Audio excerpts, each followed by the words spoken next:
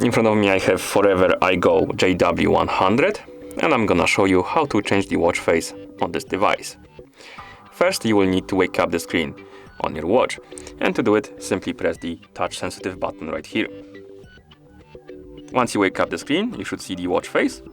Now press and hold the touch sensitive button to change the watch face, like this. And you can keep pressing and holding on the touch sensitive button to cycle through different watch faces. And once you find the watch face you like, simply stop pressing and holding on the touch sensitive button.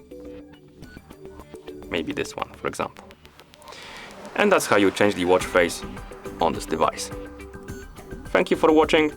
If you found this video helpful, please consider subscribing to our channel and leaving the like on the video.